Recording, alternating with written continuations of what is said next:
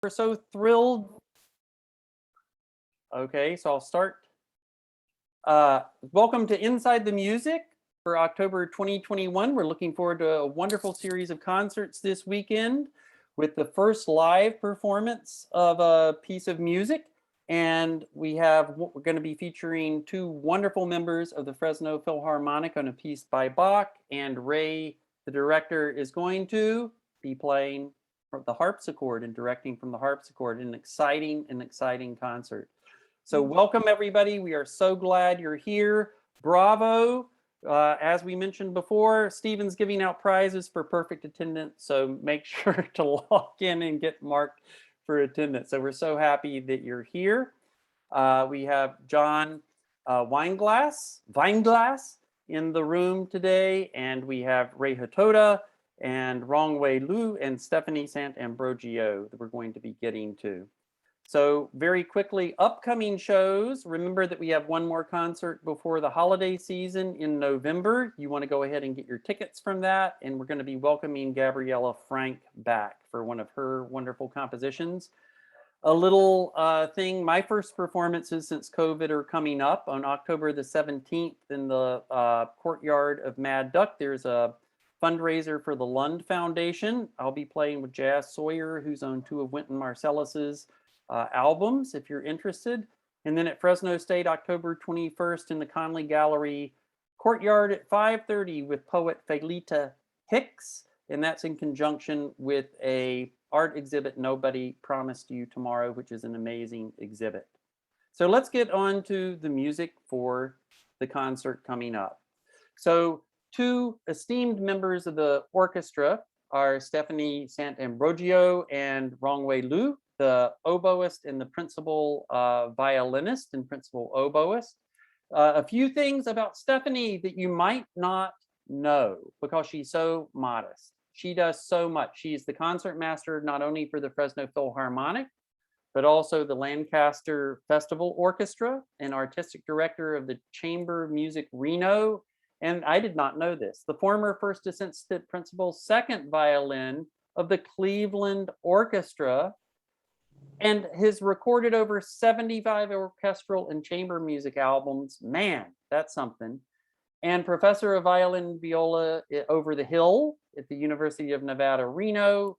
And she plays a 1757 violin from Milan, Italy, in the city from which her family name comes from. So welcome, Stephanie. So good to see you today. Thank you. It's a pleasure to be here. Thank you, Benjamin. Thank you. And you know, when this was live and I was backstage, one of the things I could always count on from Stephanie, even right before the concert or something where she's featured, she has the most beautiful smile on her face and exudes such confidence and warmth all the time. I really have missed that. So that's wonderful. You lead the whole orchestra in that way as well as musically. And then Rong-Huey is the principal oboist, not only here in Fresno, but the Long Beach Symphony, the Los Angeles Ballet Orchestra, the Reno Chamber Orchestra, Riverside Philharmonic. And I did not know this. She and I share something in common. We studied at Manhattan School of Music, and then she went on to USC. She also teaches at Cal State Fullerton, Sierra University, Riverside City College, but also she helps the youth in the area by participating in FUSA with the Fresno Youth Orchestras. And if you watch my video for Waterless Music, she is the principal oboist in that and does a wonderful, wonderful job. So thank you so much for being here, Rong-Huey. Thank you, Benjamin.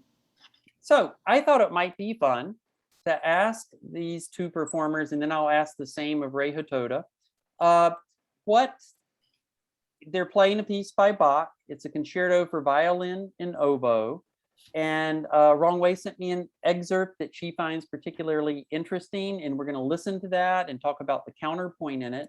But Stephanie, do you want to tell us maybe something like what your favorite part of the piece is, or what you really like about the piece, or something that might guide the listeners? Well, I first want to just say that I had never played this piece before this season, and I was driving home over the pass from a Fresno set a year or two ago, and I heard this incredible recording of the piece. And I thought to myself, my gosh, how come I've never played the Bach double for oboe and violin? Actually, the oboe gets to go first. And so I actually called up Ray and I said, well, if you want to do some small pieces as far as instrumentation, what about that Bach double? I mean, we had this amazing principal oboe in Rong-Huey. And for the very first time, I have to say, 13 years ago, whenever I started coming here, Rong-Huey's playing was so outstanding. It just popped for me. And I immediately hired her for my music festival in Texas, a couple seasons. She's just an incredible artist. She's not just an oboe player, she is an artist, she's a musician. So anyway, but for me, this piece is a happy piece. The outer movements are incredibly happy. And it's amazing considering it's in a minor key, but the middle movement, the slow movement, the adagio is just breaks your heart. It's so gorgeous. There are these beautiful dissonances that we linger on and then we move through. And as you said, the counterpoint is incredible. So yeah, I think the middle movement is where the heart and soul of the piece is for me, but it's all fabulous. And Stephanie, thank you so much. And the middle movement is what strikes me about the piece too, because of such beautiful counterpoint. So what do we mean by counterpoint when we talk about counterpoint, everybody? We mean that there are two melodic lines that are basically of equal importance that are sort of weaving around each other. So most popular music has your chords, has your accompaniment, has your melody on top, right? And that's a different musical texture. Counterpoint is special because of the weaving in and out and around of the various melodies. And especially in the second movement, it's just sensual how the violin and the viola interact with each other. Rong-Huey identified the end of that second movement as a place that she finds particularly gorgeous. So I wanted to just share with you this really kind of cool sensation that is out on YouTube now, where people take music recordings and then there's a way of animating it so that you really can see the different instruments and see the relationship and see what's going on. I'm not quite sure. Does anyone know what the name of that is? Is it just animated music? Or John, do you know what this is called? I think it is like animation. I think yeah, but I'm not completely sure what the official name is. Yeah, it's sort of like a piano roll if you're working in a computer program and it's a way of looking at music that's not typical music notation. So here we have a beautiful color fuchsia, and that beautiful color fuchsia is the oboe part. And then we have this wonderful, vibrant sort of orangish red, which is the violin part. The others are the different parts of the orchestra. So low notes are down here, and as you go up to higher notes, you see that in the score. So you'll see the accompaniment in these diamond-shaped notes, but you'll be able to follow the oboe and you'll be able to follow the violin. So I thought I'd play this excerpt for you, and we could listen to it, we could enjoy it, and then Rong-Huey is going to talk about the oboe part that we've just listened to. Okay, so I think, let me unshare and share again just to make sure that I have the share sound highlighted so you can hear it. And then I'll play it and put it in full screen. Here we go.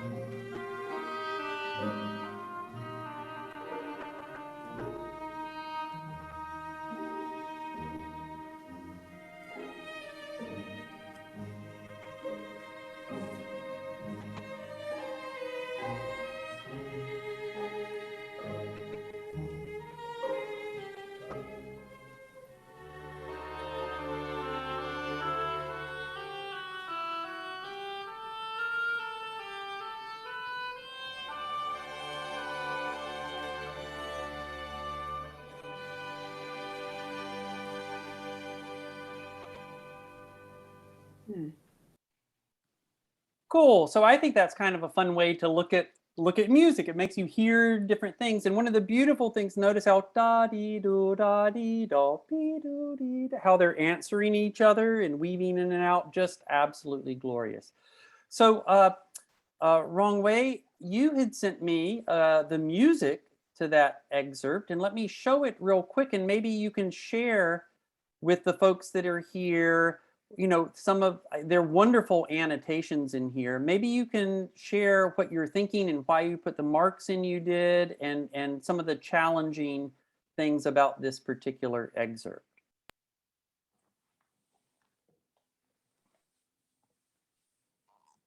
Okay, so what is interesting and challenging about this excerpt is that you can see that I have put a long line over, pencil marked over the music.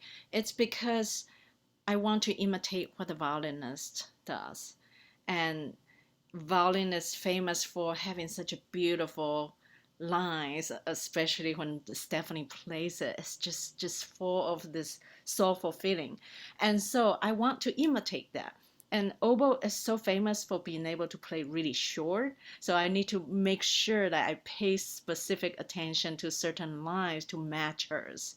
And also in the Baroque period, it's common for musicians to do ornamentation. So I start marking some ornamentations on my music, just adding little interesting things that the composer didn't write it, because composer expect the musician to be able to find something like that themselves to add their own character into it.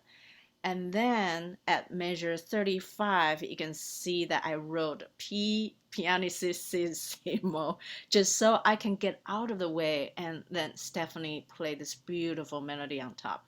And what's so hard about all of this is the oboist has to literally, you don't see any break at all. And the line intertwines so much that there's no place to breathe.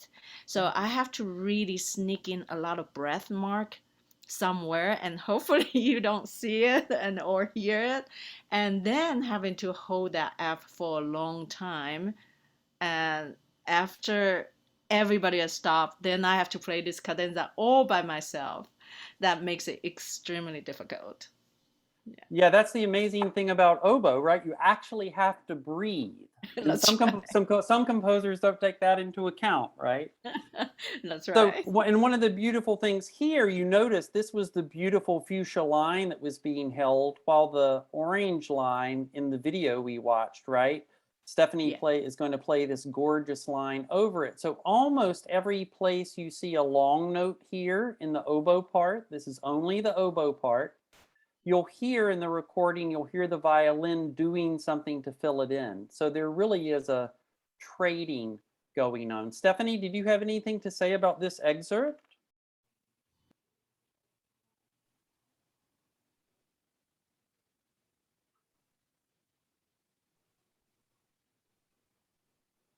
Or that place in the music at all?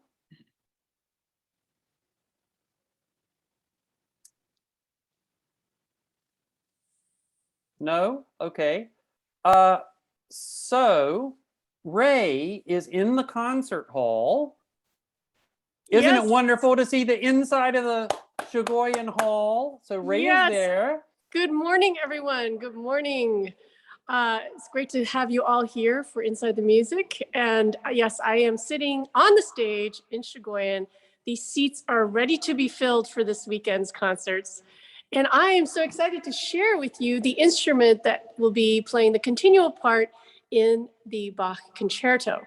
Now, it's important to remember that this concerto actually was written for two keyboard instruments, and it was originally in C minor. And it wasn't later, really, until the mid 1800s that this piece was transformed into this violin oboe concerto. And so I just want to share with you a little bit about this instrument, this harpsichord. Harpsichords are different in that the keys, let me show you the keys, are a little bit narrower and smaller. So in a piano, my hands would be hitting the back, but look how far my hands are hitting the piano, this keyboard here. And you notice that they're only 3.5 octaves, whereas the piano has 8 octaves, 88 keys. And most interestingly is that the inside of the piano, or the harpsichord, is different in that the strings are plucked rather than hammers, yes, that are on the piano. And so you have this plectrum. It's like this little guitar pick that is playing every single string. So it sounds like this.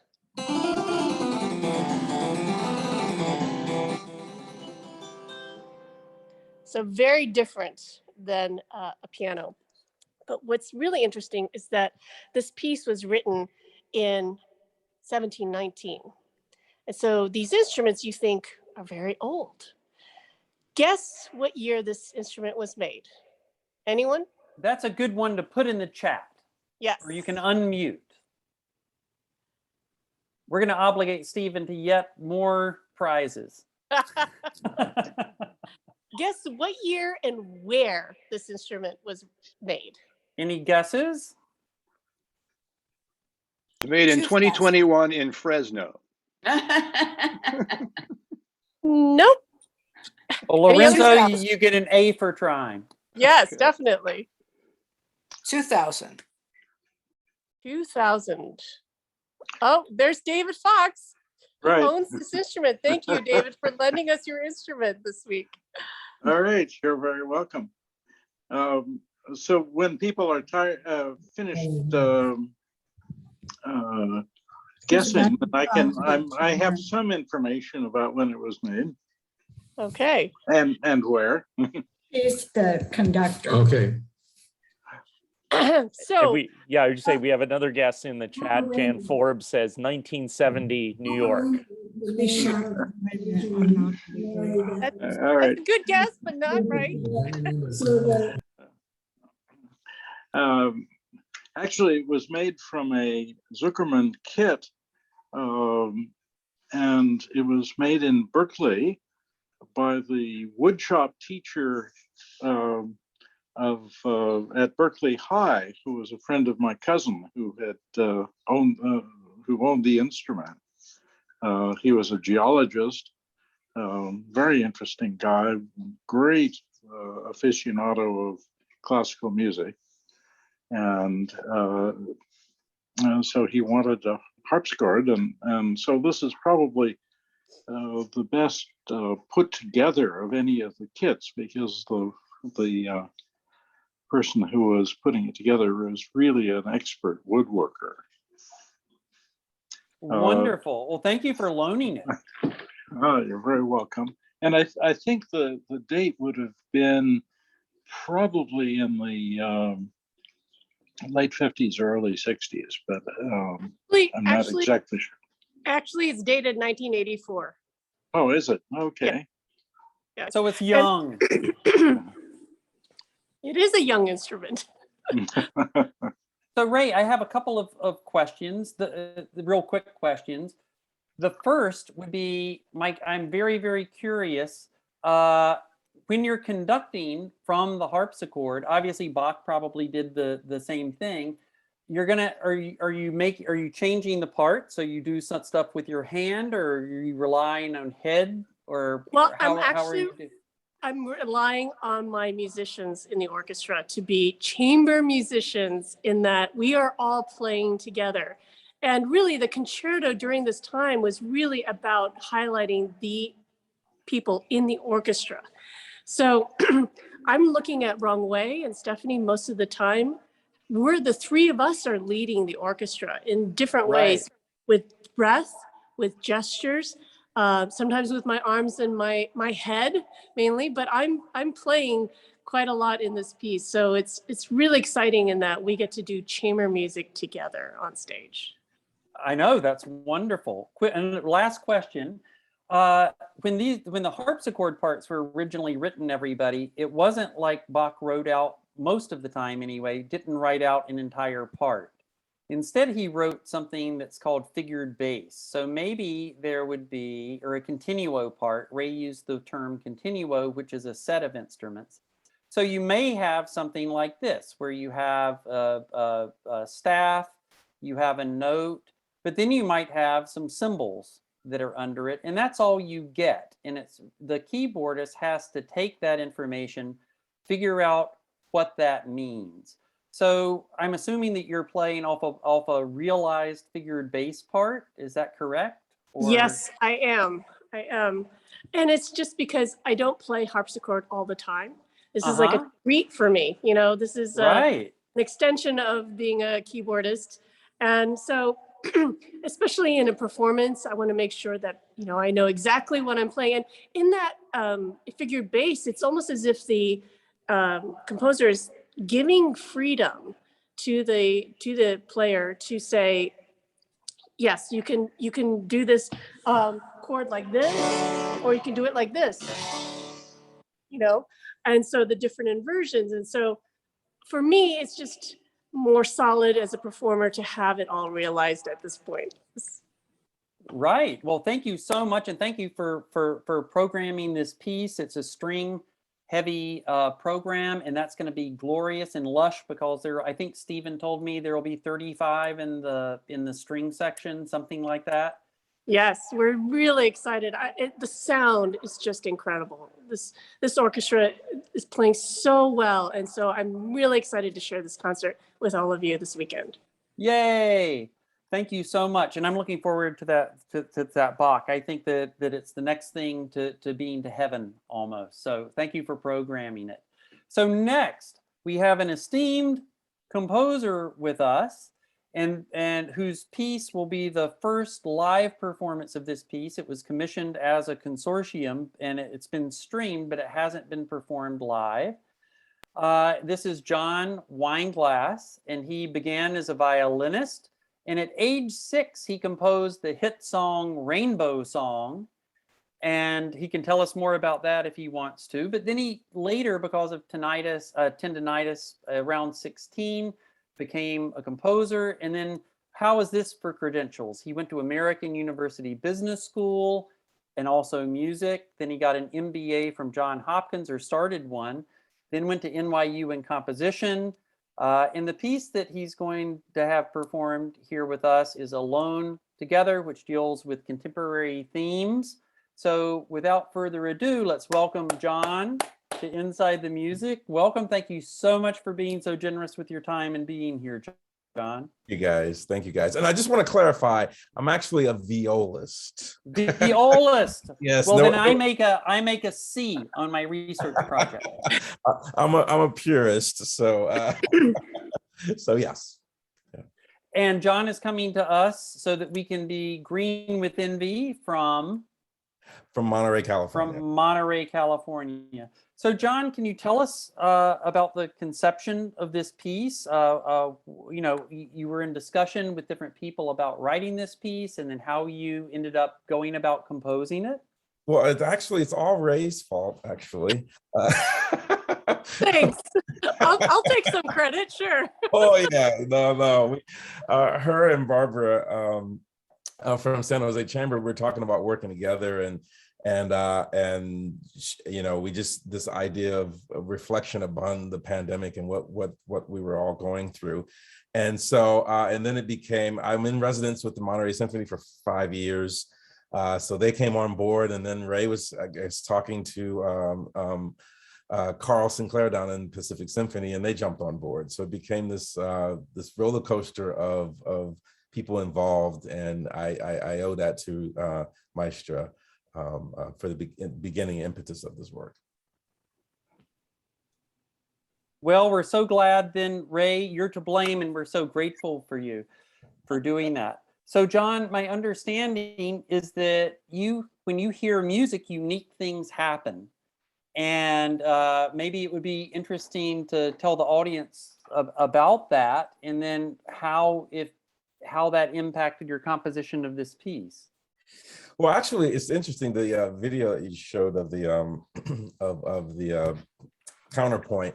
I have a condition called synesthesia, where I hear notes and modalities and colors. And so that goes into play in this work as well, where there's a lot of confusion during this time of aloneness with chord clusters based off of a sharp 9 chord. Primarily in the work. And so those colors and those things kind of have an interplay in the work for sure, and all throughout.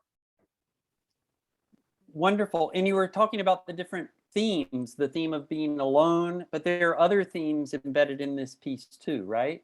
Yes, there is and actually when I alone, actually that's a lot of the string parts actually I divisi out the strings a lot. So even in the premiere, the virtual premiere, they only had 21 players, so it made it really thin. I'm looking forward to hearing Fresno with more string players playing. But yeah, there's this sense of aloneness that people had, who and it's dedicated to the more than 600,000 folks who have passed away because of COVID. There's a tribute to George Floyd in there with a Bartok Pitts, that kind of dark time during those crazy times. And then there's basically a lament to the lives lost. And so it's a heavy piece, but I always go towards positivity, and at the end I have a ray of hope, because I think there were times, these were some dark times, and this movement, the second movement actually, a ray of hope is indication of that positivity and looking to coming out of this time. Well, it's so thrilling to think that we're going to get to hear a piece that really is of this time. And we've all been through these experiences, some, worse than others, but we've all been dealing with this. And to have something that reflects that experience is going to be really, really important, I think. And I do want to say also the Library of Congress contacted me, and they will be installing it in their artistic response to the pandemic in their library. So a copy of the score will go in there with performances and things like that. That will be forever in their library. So I'm very honored. Wow, that's really great. I wanted to take one moment. You mentioned a few things maybe everyone in the audience doesn't know. So before questions, I thought maybe I would just clarify that. And John, you can let me know if I'm explaining it in a way that's understandable. So one thing, John was mentioning Bartok Pitts. So Bartok, of course, the composer, and he started a type of pizzicato, meaning plucking of the strings, not bowing the strings. And the symbol for that is sort of like a cue. And what that really means is that you're not just going to gently pluck the string, you're going to pull the string with such force that it bounces back against the wood. So you get this really percussive sound. You get the note, but you get this percussive sound of the string hitting the wood. So that's what a Bartok Pitts is. John, is that a pretty decent? Very, and more specifically the fingerboard, that piece of wood, fingerboard. Mm-hmm. And then John also mentioned that he divises the strings. So in a typical music score, you have first violin, second violin, you have a viola part, then you have a cello part, and I'm sorry, my writing on a trackpad is not very good.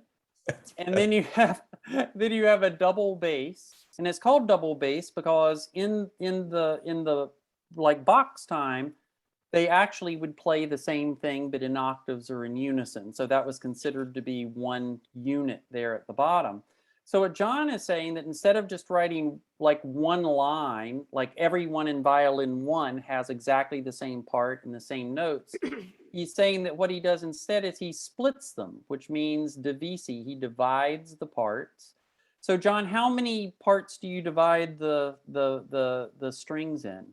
There's some parts where it's literally like 8 or 9 voices happening, especially in the chord clusters.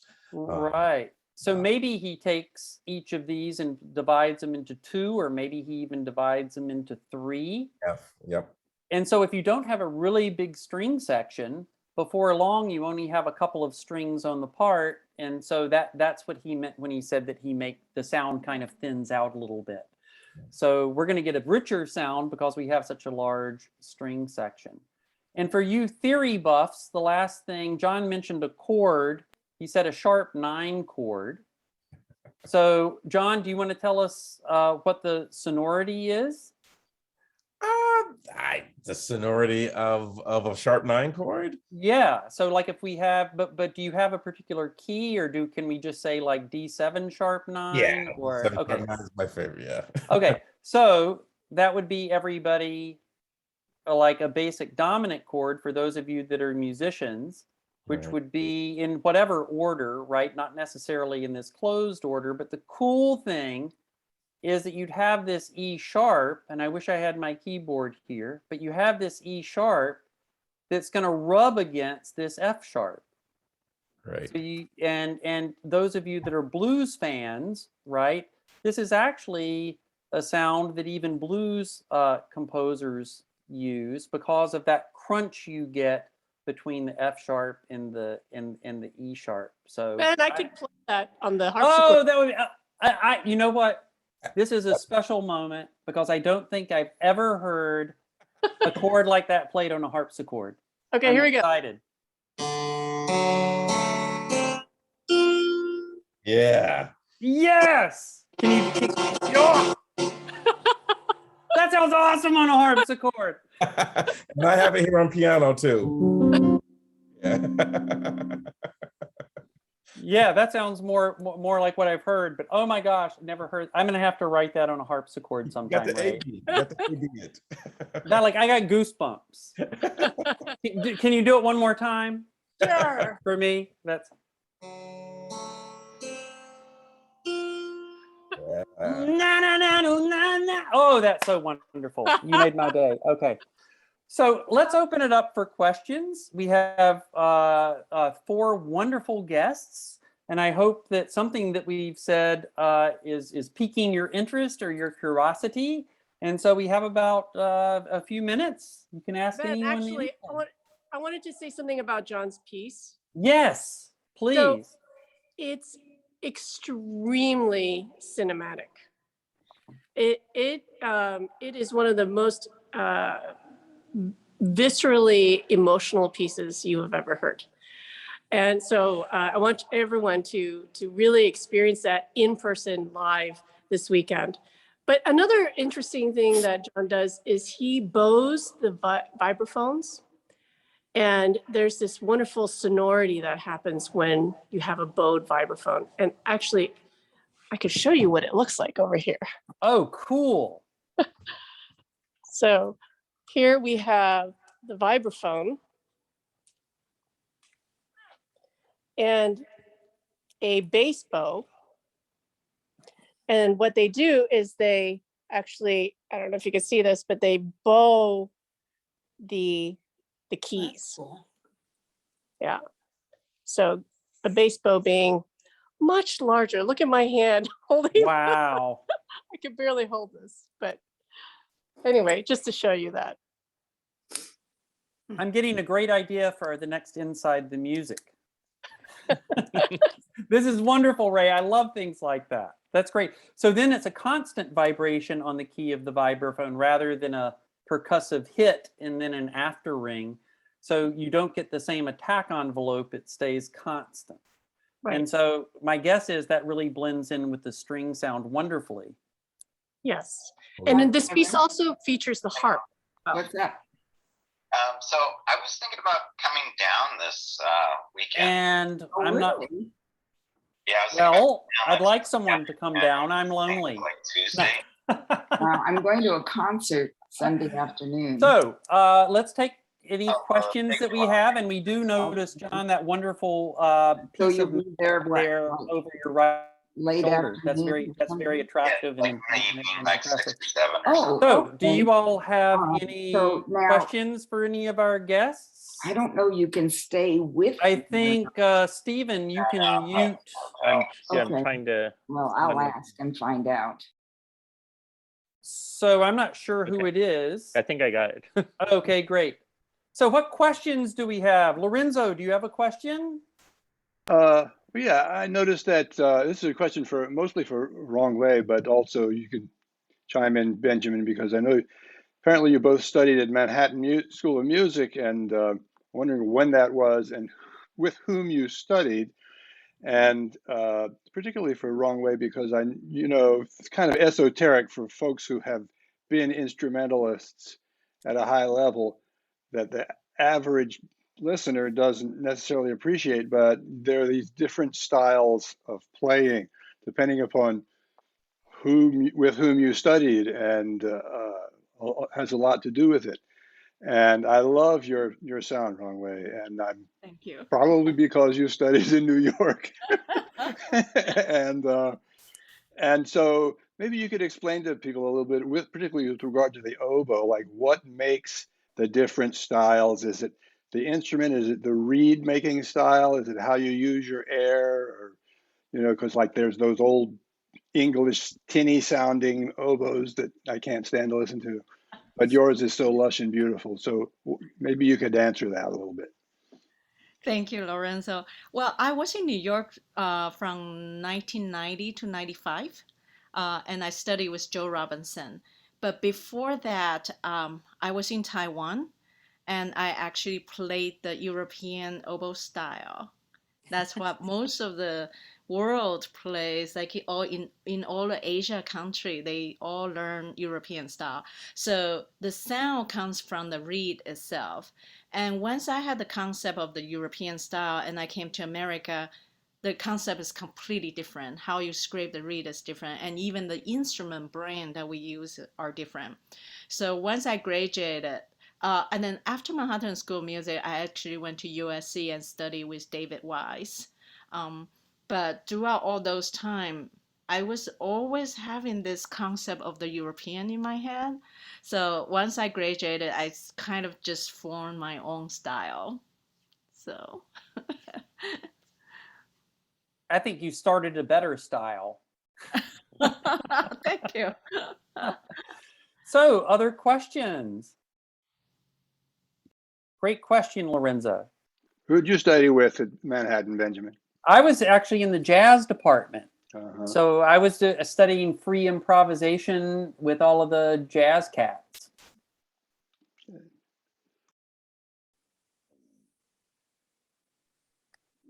Questions? I'm sure you have a question for John or Ray Wong or Stephanie, Rong-Huey, or Ray.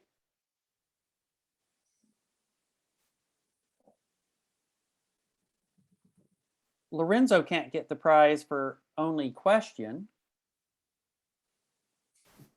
I do have another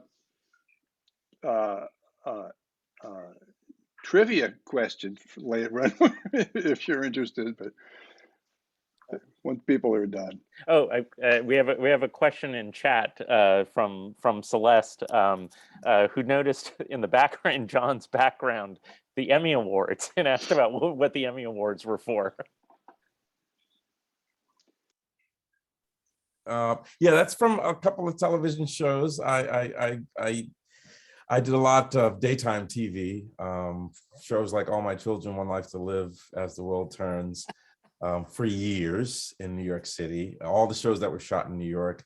A lot of stuff with MSNBC with Matt Lauer. He had a Headliners and Legends show. A lot of documentaries. So that one particular, I have 7 nominations, and I have 3 wins. So those were my TV days. Thank you. That's good. Yeah, and that's a good batting average. David, do you have a question? Yeah, I have a question for Ray. Whether she could say something about the relationship between John's piece and the Bach in terms of how she thinks of the two together. Oh, well, thank you, David. It's really, I think, programming wise, it worked, first of all, to have the strings play and to program this piece, the Bach with John Wineglass's premiere. Actually, they're really not that related at all. And I find that sometimes when you hear a standard piece of repertoire and you juxtapose that with something written literally months ago, that you have a different perspective on each one as a listener. And, to really open people's minds to the fact that our music, what we do on stage, is living, breathing music. And it's important to really show and share that with the audiences and with the orchestra as well. To challenge them in two totally opposite ranges of performing practices and all kinds of things. In fact, you'll be the only ones knowing this weekend, but the Bach will be performed with the string players standing. And to see an orchestra stand and play and watch each other is just phenomenal music making. And then to go right into the John Wineglass after that, in Alone Together, is just a different way to communicate with each other on stage. And so I think they're really unrelated, but at the same time, it's this really different approach to music making that I think is so important. All right. Well, thank you. Just a brief plug for the harpsichord. John Morris, who's in the playing violin this weekend, has a concert October 17th for Bachtober at the First Congregational Church, Big Red Church, and so the harpsichord is playing in a Baroque ensemble of a Bach sonata and a Handel sonata. Yes. That date. So John plays violin in our orchestra. He's sitting in the first violin section, but he's also tuning this instrument practically every time we rehearse. So thank you, John, for all of your work and service in keeping this maintained and in tune. And transporting it. Yes. No small feat there. No small feat at all. Well, thank you. Thank you for those questions. Stephen, anything that you want to announce? Let's see. I think this group is well aware to be sure to. But one last reminder: bring your picture ID and your proof of vaccination or negative COVID test. But we really look forward to seeing everyone live, and certainly thank you for tuning in this morning. I guess one other thing to note too, which I'm sure you're all aware of, we are recording all of the fall concerts this season, and so the September concert is available for on-demand streaming now. You should all have your tickets to that, but be sure to check that out. Even if you saw it live, it's really a great experience to see the video as well. And then a couple of weeks after this weekend, we'll be making available the recording of this weekend's concert. So you'll have additional opportunity to hear John's piece and Rong-Huey and Stephanie. So anyway, again, we look forward to seeing you all this weekend. And that is actually a wonderful idea, Stephen, especially with the new piece, something that you haven't heard before. Even for someone who's used to listening to new music like me, I hear new things each time that I hear the piece, and it really does take a couple of listens to really digest something new. So I really do recommend for not just the whole concert, but in particular the new pieces of music or a new piece to you, go ahead and listen again, and I promise if you're paying attention, you'll hear new things and make new associations.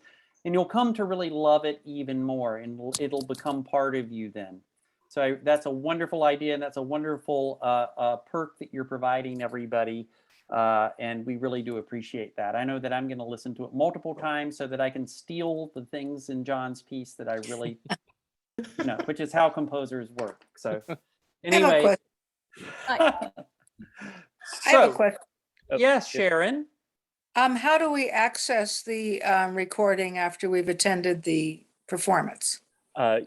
We will, for all ticket holders, everyone that buys a ticket for the live performance, you'll be getting an email in about 2 weeks, which has the link to the digital performance. We're recording it. We have our great team of Tal Skloot and David Bowles, the recording, and then it takes about 2 weeks to edit and pull the whole thing together, and then we make it available for streaming.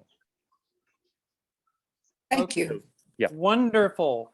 Well, thank all of you so much for being here. Stephen has taken attendance, so you get a prize depending on how many of these you show up to. Yes, We look someone forward has to- to come after Lorenzo's record here, you know. So And bravo to David Fox. Someone put a shout out to David Fox. So thank you, David.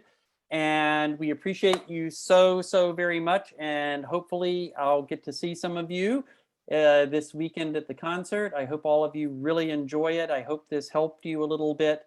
John will be saying a few words before his piece. And I look forward to the standing string section and having that sound surround me. So thank you, everybody. Appreciate it. The All right. sound out for David Fox is Oh. that I did a video of my art, and David composed the music. Oh my Okay. gosh. So it's really neat to have his music there. And Leanna Stewart is the violin. Thank you. Thank you, guys. Bye. Well, thank you, everybody. I'm off to teach a class. Thank you, guys. bye-bye. Bye-bye. Bye-bye. Thank you, guests. We really appreciate it. Thank you for being here.